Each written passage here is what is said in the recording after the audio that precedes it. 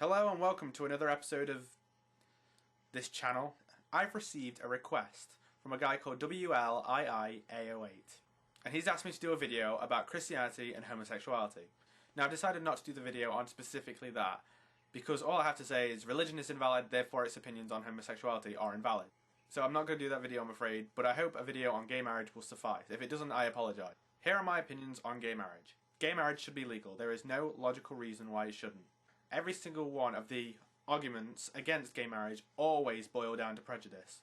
Obviously, one of the biggest arguments against gay marriage is that of religion. As soon as someone said that they oppose gay marriage on the basis of their religious beliefs, they instantly lose the argument, because you can't use religion as a reason to justify prejudice, especially when it's against someone else that has nothing to do with you. So as soon as you cite religion as a reason for your argument against gay marriage, and it being written into law that gays cannot marry, you instantly lose the argument. Because religion is a personal choice and should never ever be imposed on others. Probably the second most prevalent argument against gay marriage is that homosexuality is unnatural. Well, first and foremost, this depends on your definition of natural. If by natural you mean something that occurs within nature, homosexuality is 100% natural, as has been demonstrated by the numerous accounts of homosexuality in the wild. Another rebuttal against the unnatural argument against gay marriage is that hip replacements and flying in aeroplanes, etc. are all unnatural, yet religious people use them frequently, and therefore they're hypocrites. But I don't really agree with that standpoint, because I view things like hip replacements and aeroplanes as an implementation of human genius, and not something that is specifically unnatural. Because the definition of unnatural, used by anti-gay marriage campaigners, is that you are not allowing a naturally occurring entity, in this case dick and vag, to do its intended job. Specifically, two men cannot conceive a child naturally and neither can two women, therefore it is not natural. I readily concede this point. In this way, homosexuality is not natural. Having said that, there are many things that fall under this description of unnatural, that are common practices amongst both anti and pro-gay marriage people. Shaving, for instance. Shaving off hairs stops them from doing their job. Therefore, it is unnatural. And this ties in brilliantly with religion. If God has created you to be hairy in specific places, isn't shaving that off in direct conflict with his master plan? If God put hair there, why shave it off? And yet, shaving is commonly practiced and endorsed. I mean, you don't see many Christian fundamentalists walking around with big bushy beards, because then they'd be even scarier than they are now.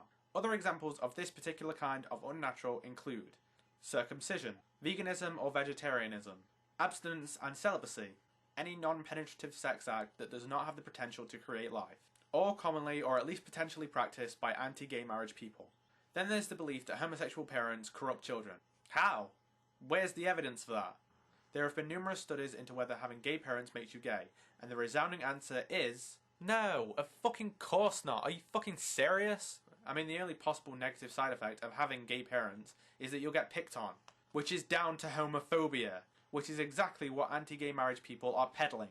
I've even heard that in campaigning for gay rights, people are campaigning for special rights. The thinking being that gays can already marry exactly the same people as straights can, in that they can still marry people of the opposite sex, even though they're gay, and straight people can't marry people of the same sex. This is the most insidious, vicious, cruel, nasty, twisted logic I have ever heard in any argument I have ever encountered. What they are not taking into account is that under this system, only heterosexuals can marry people who they are romantically in love with. Gays can't. And the worst part is, people who use this particular argument are completely fucking aware of that. I mean, the fucking nerve. And to that end, if you want to follow such twisted logic, you could easily point out that gay rights campaigners are not just campaigning for the rights of gay people, but also for straight people so that they can marry people of the same sex. But obviously, straight people wouldn't want to. This points out the hideously twisted logic being employed here. Furthermore, gays and lesbians pay exactly the same taxes as straights, and yet are not given the same rights. But surely, if you deny someone rights, they should be compensated in some way. Gays and lesbians should at least get some kind of homo discount, but I can fucking guarantee that if anything even on the same level as this was ever suggested, anti-gay marriage people would go fucking apeshit. They would go shitting mental. If you are truly against gay marriage, for any reason other than being homophobic, and you genuinely believe that denying gays and lesbians the right to marry is not inherently unfair, surely you must realise that charging gays and lesbians the same amount of taxes is fundamentally illogical. As far as I'm concerned, that is the biggest insult out of all the arguments. And it is conclusive proof that to people who oppose gay marriage, it is 100% prejudice. There is no logical reason for gay marriage to be illegal. And fuck you royally if you think otherwise. Comment, rate, favourite, subscribe, any of those would be nice. But obviously subscribing would be fantastic. Peace the fuck out.